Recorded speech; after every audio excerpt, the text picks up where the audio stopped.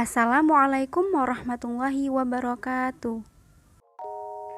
Sebelumnya kami ucapkan terima kasih kepada Bapak Fidian Abron MPD selaku dosen pengampu mata kuliah Akhlak dan Tasawuf yang telah memberikan kesempatan untuk kelompok kami untuk menjelaskan mengenai materi ini. Di sini kami akan menjelaskan mengenai materi perkembangan pemikiran dalam akhlak Islam. Langsung saja kita ke materi yang pertama, yaitu pada fase Yunani. Pada fase Yunani ini, pertumbuhan ilmu akhlak pada bangsa Yunani baru terjadi setelah munculnya orang-orang yang bijaksana pada tahun 500 sampai 450 sebelum Masehi. Sedangkan sebelum itu di kalangan bangsa Yunani tidak dijumpai pembicaraan mengenai akhlak.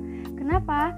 Karena pada masa itu perhatian mereka tercurah pada penyelidikannya mengenai alam.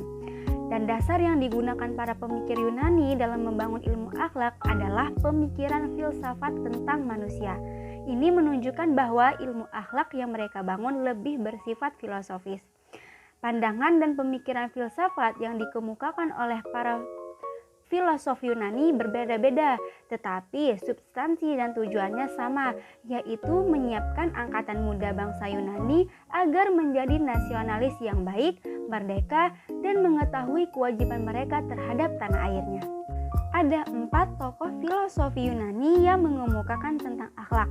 Yang pertama, Socrates pada tahun 469 sampai 399 sebelum Masehi.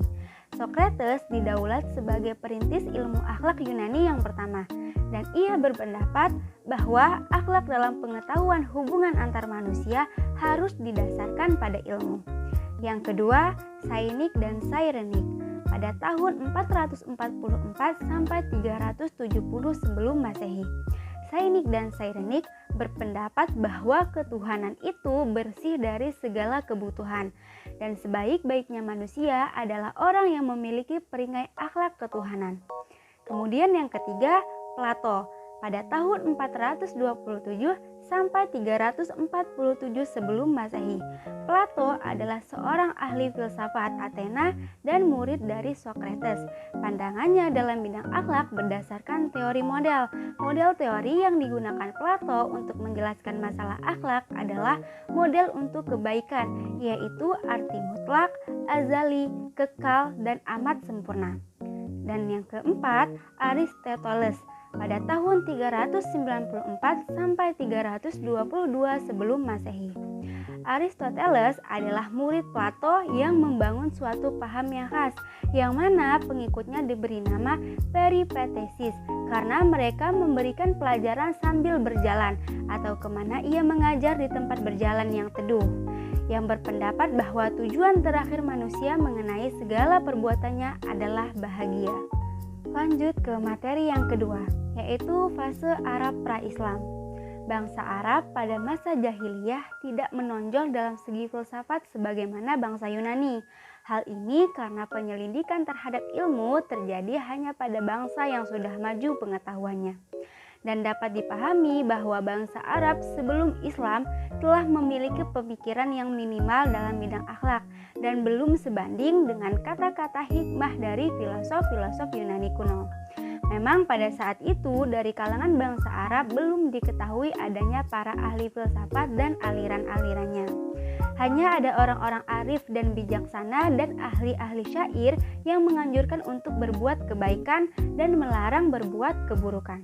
Setelah agama Islam datang, muncullah keyakinan bahwa Allah Subhanahu wa Ta'ala adalah sumber dari segala sesuatu yang ada di dunia ini. Semua yang ada di langit dan di bumi adalah ciptaan Sang Khaliqul Alam. Selanjutnya materi yang ketiga, fase Islam. Dalam Islam tidak diragukan lagi bahwa Nabi Muhammad SAW adalah guru terbesar dalam bidang akhlak. Bahkan keterutusannya ke muka bumi ini adalah untuk menyempurnakan akhlak. Akan tetapi, tokoh yang pertama kali menggagas atau menulis ilmu akhlak dalam Islam masih diperbincangkan. Pertama, tokoh yang pertama kali menggagas ilmu akhlak adalah Ali bin Abi Thalib. Ini berdasarkan sebuah risalah yang ditulisnya untuk putranya Al-Hasan setelah kepulangannya dari Perang Siffin. Di dalam risalah tersebut terdapat banyak pelajaran tentang akhlak dan berbagai keutamaan. Yang kedua, tokoh Islam yang pertama kali menulis ilmu akhlak adalah Ismail bin Mahron Abu An-Nasr As-Saukani, ulama abad kedua Hijriah. Ia menulis kitab Al-Mu'min wa Al-Fajr, kitab akhlak yang pertama kali dikenal dalam Islam.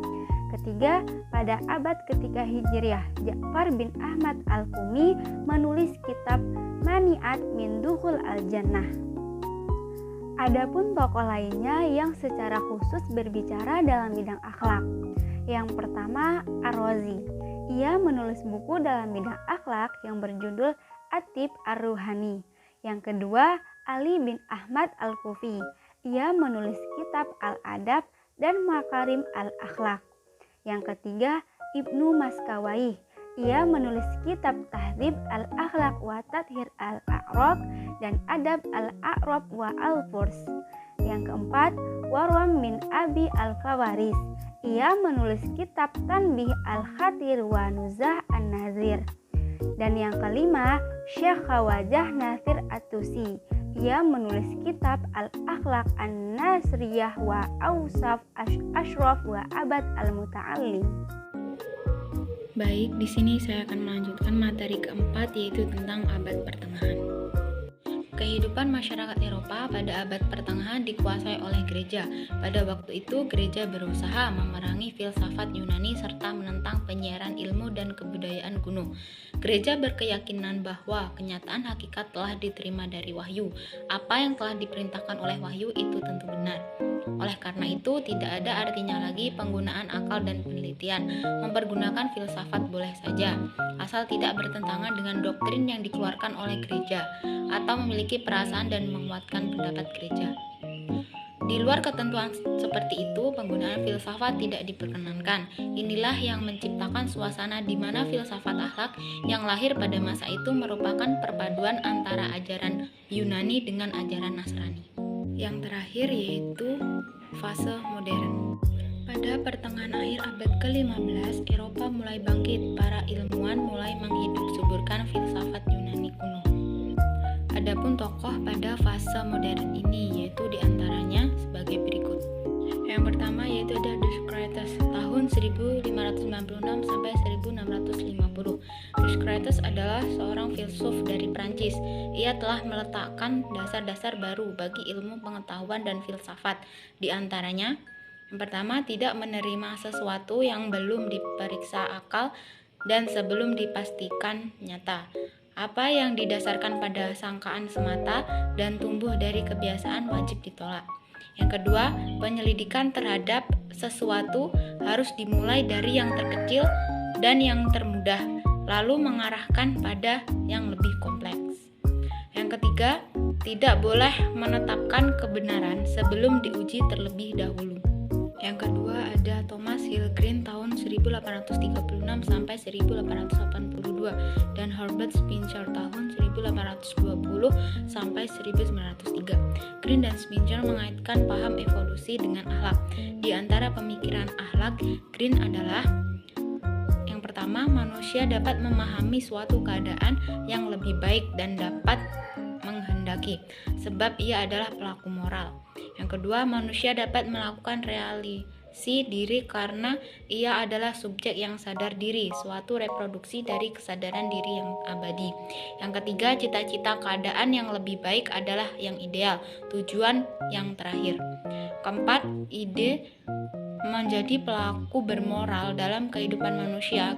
Kebaikan moral adalah yang memuaskan hasrat pelaku moral. Kebaikan sesungguhnya adalah tujuan yang memiliki nilai yang mutlak. Ide dari kehidupan yang bersempurna adalah kesempurnaan manusia dalam alam, ditentukan oleh kehendak yang selaras, kehendak yang mendorong tindakan yang utama. Demikian beberapa hal yang dapat kami sampaikan pada kesempatan hari ini. Kami mohon maaf maaf yang sebesar-besarnya apabila ada tutur kata maupun tindakan yang kurang berkenan bagi teman-teman, dan kepada Allah kami mohon ampun. Sekian, wassalamualaikum warahmatullahi wabarakatuh.